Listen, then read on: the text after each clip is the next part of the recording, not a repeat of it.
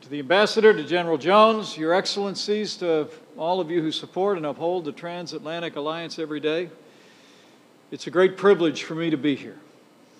On behalf of the 45th President of the United States of America, President Donald Trump, to join the Atlantic Council, the German Marshall Fund, and the Munich Security Conference as we mark the 70th anniversary of the North Atlantic Treaty Organization. The alliance at 70 has never been stronger. We gather today at a historic time. Tomorrow marks 70 years since the United States and 11 of our allies in this very city signed the North Atlantic Treaty and committed ourselves to safeguard the freedom, common heritage, and civilization of our peoples, a heritage founded on the principles of democracy, individual liberty, and the rule of law. In the 70 years since, the United States has kept our commitments, and we've urged European allies to do the same all along the way. And as President Trump said yesterday when he met Secretary General Jens Stoltenberg in the Oval Office, in the last 2 years, in his words, tremendous progress has been made and NATO is much stronger because of the progress we have made together.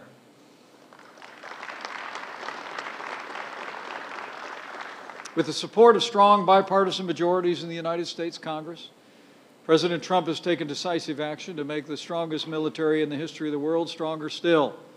We've enacted the largest investment in our national defense since the days of Ronald Reagan. We released a national security strategy advancing peace through strength. At the President's direction, we initiated the modernization of our nuclear arsenal, and in January of this year, unveiled our nation's new strategy for missile defense. A strong military, of course, depends on a strong economy in all the nations of this alliance, and under this President, in the United States, we've taken decisive action to strengthen the American economy. We've enacted the largest tax cuts and tax reform in American history, rolled back regulation at a record pace, forged reciprocal trade deals, and unleashed American energy as never before. The results in our country have truly been remarkable. In just 2 years, I'm proud to report, the United States has seen businesses large and small create 5.3 million new jobs. Our unemployment rate has reached its lowest level in nearly 50 years. Our stock market is soaring. We're the largest producer of oil and natural gas in the world, and there's more Americans working today than ever before in our nation's history. With that renewed American strength, our transatlantic alliance is being defended and being renewed every day.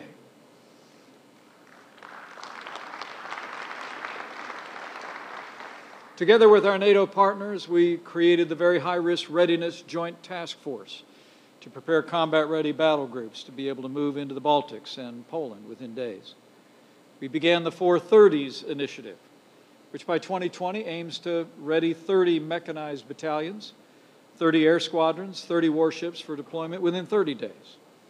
To ensure the swift movement of our troops, we're creating new NATO commands in Virginia and Ulm, Germany. And Norfolk, Virginia is the proud new home of NATO's Focus on the Future, the Allied Command Transformation Center, which is tasked with assessing the latest global trends and devising the ability to meet them and match them. And just last fall, NATO conducted its biggest joint exercise since the end of the Cold War, Trident Juncture.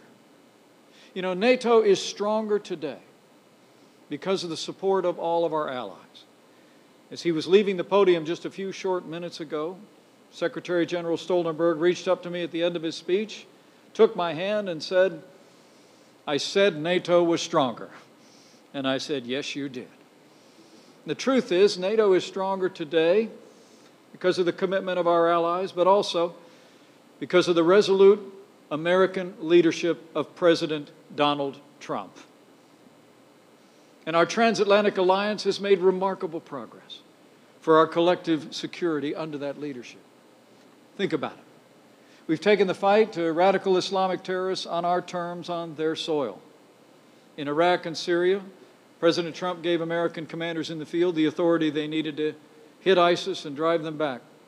And thanks to the courage of our armed forces and the efforts of our 78 coalition partners, The ISIS caliphate is no more.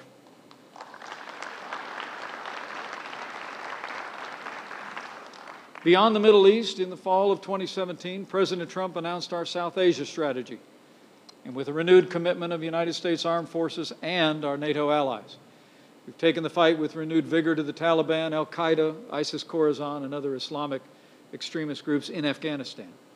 And thanks to their courageous efforts and sacrifice, we are now talking to the Taliban about a future settlement that will ensure that Afghanistan is never again used by terrorists to launch an attack against the United States, our allies, or any sovereign nation in the world.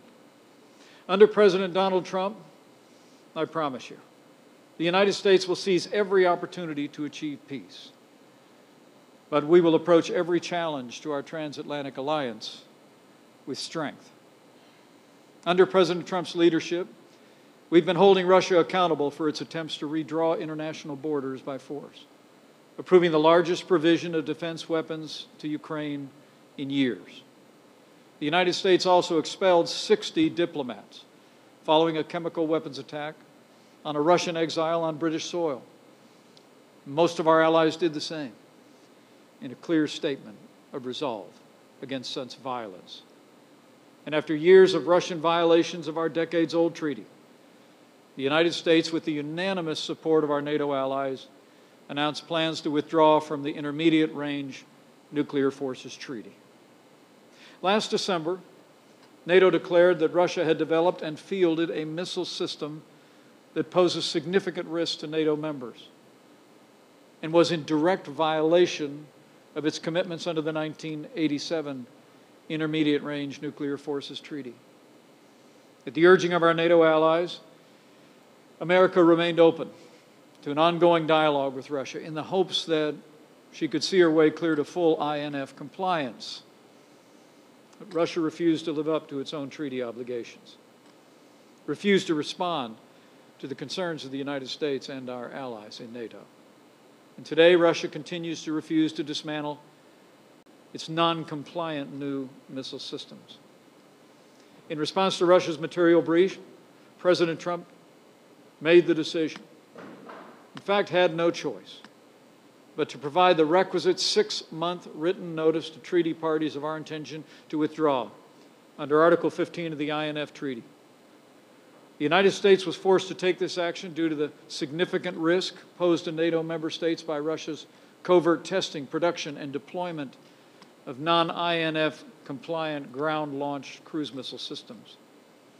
Unless Russia honors its INF treaty obligations and agrees to the verifiable destruction of all the violating missile systems, Russia will bear the sole responsibility for America's withdrawal within the next 6 months.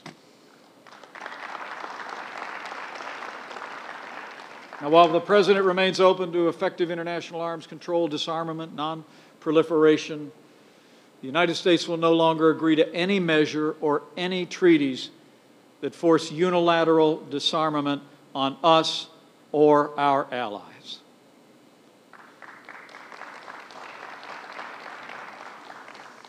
Now, the United States is grateful for NATO's readiness to take all necessary steps to ensure the credibility and effectiveness of our great alliance's deterrence and defense posture. And so we've been making historic investments in our national defense and in NATO. Truth is, America is leading on the world stage once again. But you know, part of leadership is being as good as your word and holding your friends to their word.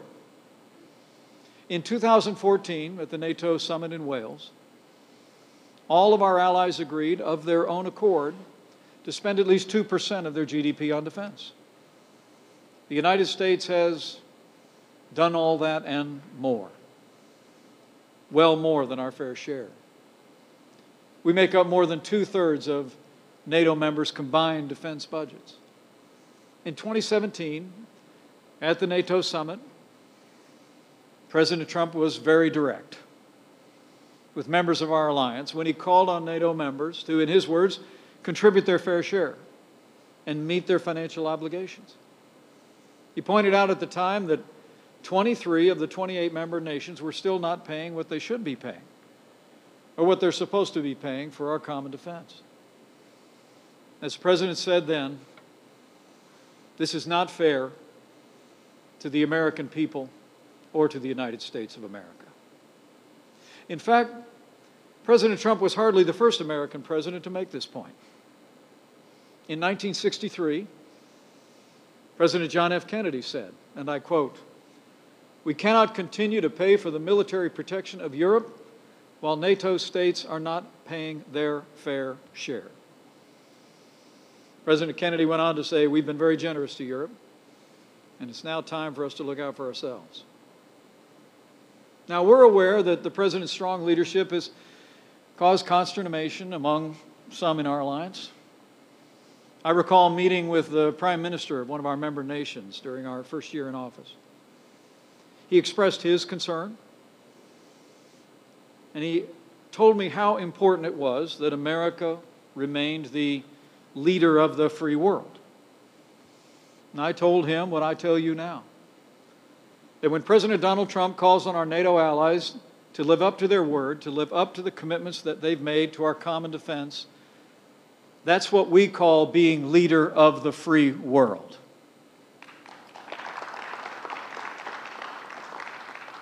Even two of NATO's strongest defenders, both former ambassadors to NATO under the last two administrations, wrote in today's Washington Post, and I quote, "Low European defense spending is indeed a problem for NATO's future." And they're right. The good news is, at President Trump's urging, our NATO allies have stepped up, have already promised $100 billion more in additional defense spending, and more of our NATO allies are meeting the 2% commitment. The majority of NATO members now have plans in place to meet their financial obligations by 2024. As the Secretary General said just hours ago before Congress, President Trump's leadership on burden sharing is having a real impact to the benefit of NATO and the free world.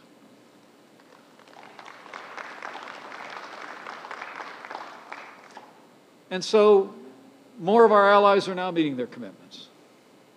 But still, too many others are falling short. And as we all acknowledge, Germany is chief among them. Germany is Europe's largest and healthiest economy. It's a leading global exporter and has benefited from U.S. protection of Europe for generations. But last year's annual report to Parliament on the state of the German armed forces revealed glaring deficiencies in Germany's military readiness. And yet, as we stand here today, Germany still refuses to make the necessary investment of 2% of its GDP to our common defense. After great prodding, it agreed to spend only 1.5% of its GDP on defense by 2024. But the draft budget for 2019, just presented to the German parliament, actually falls short of even that commitment, promising only 1.3%. Germany must do more. We cannot ensure the defense of the West if our allies grow dependent on Russia. If Germany persists in building the Nord Stream 2 pipeline, as President Trump has said, it could turn Germany's economy into literally a captive of Russia. It is simply unacceptable for Europe's largest economy to continue to ignore the threat of Russian aggression and neglect its own self-defense and our common defense at such a level. And it's also wrong for Germany to allow itself to become energy dependent on Russia. NATO is a mutual defense pact, not a unilateral security agreement. We need all allies to contribute to this joint endeavor, and we honor their commitments, and we'll keep ours. The United States expects every NATO member to fulfill their own commitments and to meet the 2% threshold no later than 2024. And we expect all our allies to invest 20% of defense spending on major new equipment. And we're greatly encouraged with the progress that's being made among many of our allies to do just that. We've also made it clear that we'll not stand idly by while NATO allies purchase weapons from our adversaries, weapons that threaten the very cohesion of this alliance. Turkey's purchase of a $2.5 billion S-400 anti-aircraft missile system from Russia poses great danger to NATO and to the strength of this alliance. The fact that Turkey is moving ahead with these plans, even after the United States has made available the Patriot air defense system, is deeply troubling.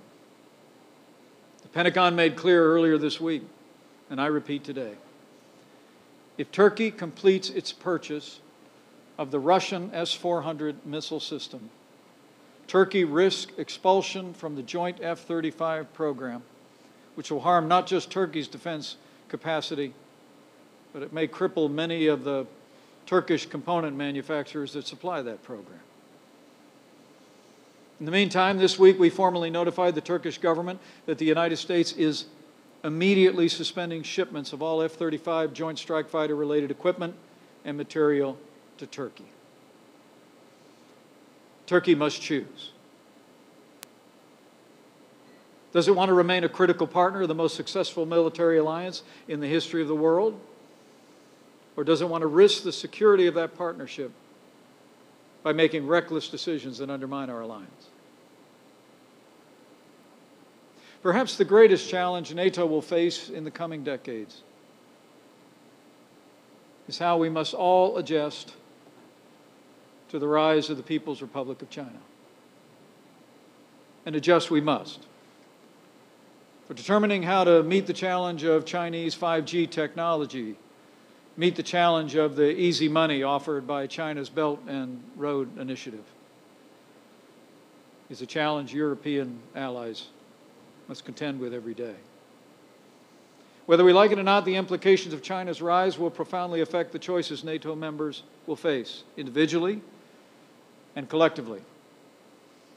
China's expanding influence will necessarily demand more of America's attention and resources.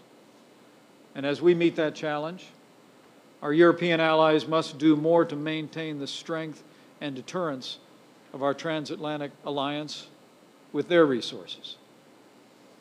Toward that end, we are grateful that NATO members are opening their own diplomatic dialogues with like-minded Indo-Pacific countries like Australia, Japan, Singapore, and Korea. And we welcome recent steps by NATO partners, France and Great Britain, to increase freedom of navigation and overflight operations in the Indo-Pacific. By working together, we can maintain a free and open Indo-Pacific, where independent nations boldly pursue their own interests, respect their neighbors as equals, and where societies, beliefs, and traditions flourish side by side, and where all their citizens are able to exercise their God-given liberties and pursue their dreams. NATO's 29 member states encompass almost 1 billion people, who together produce almost half of the world's GDP. This extraordinary alliance is facing the next 70 years with 70 years of hard-won experience,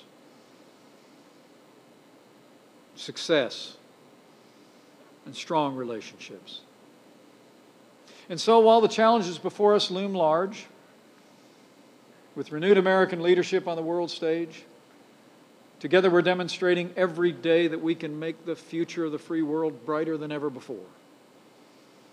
And as we rise to meet these challenges in the days ahead, we should never underestimate our power to change the world for the better. It's what we've proven over the last 70 years. What I believe with all my heart will prove for the next 70. When we're strong, when we're united, we've proven there's nothing that freedom-loving nations can't achieve. Our strength and that of this alliance is derived not solely from our strength of arms, though. It is ultimately born of our shared principles and ideals that we cherish: freedom, democracy, justice, and the rule of law. Every member nation understands these are the well springs of our strength, and they are the wellspring of theirs. And they come from that timeless notion of unalienable rights, of life and liberty. The notion that they're not granted to us by sovereigns or governments or kings, but they are, as America's founders observed, endowed by our Creator. Marshaling the will to confront the challenges of the 21st century will require faith in these timeless ideals. This then is our cause. It's why NATO exists. It's why after so many centuries of strife and division, Europe is whole and free. For 7 decades, the United States has stood with our European allies to defend our way of life against an array of threats, large and small. When the ravages of war left a continent in ruins, we worked together to rebuild Europe. When the specter of communism was at Europe's door, we stood arm in arm against the Soviet menace.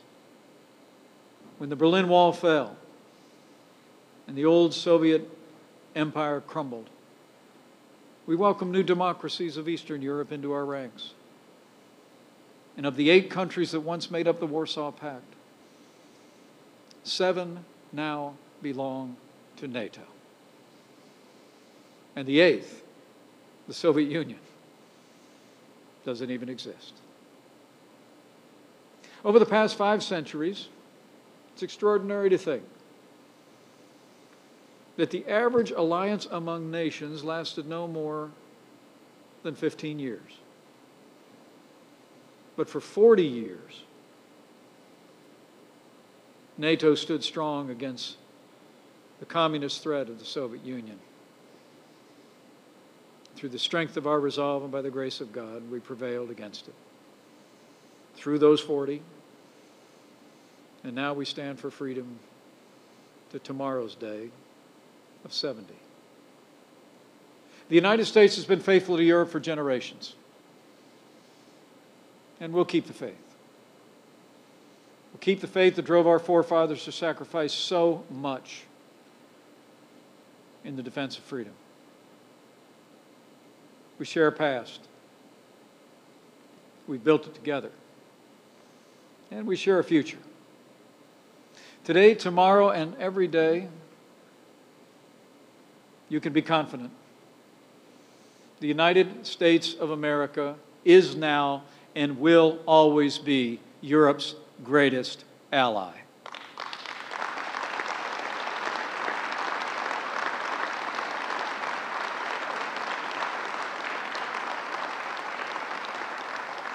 As President Trump said in Poland 2 years ago, in his words, our freedom, our civilization,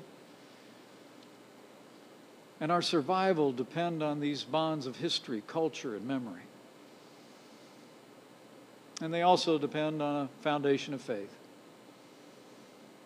And on that faith, I know, as the President said that day, the West will never, ever be broken. Our values will prevail, our people will thrive, and our civilization will triumph. I have faith in our people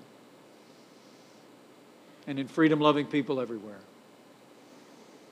And I also have faith that as we advance the principles of freedom, as freedom takes hold, that where the Spirit of the Lord is, there's liberty. That means freedom always wins. So thank you. Thank you for the honor of joining you on the eve of this extraordinary anniversary. God bless you all. God bless all of our allies. And may God bless the United States of America.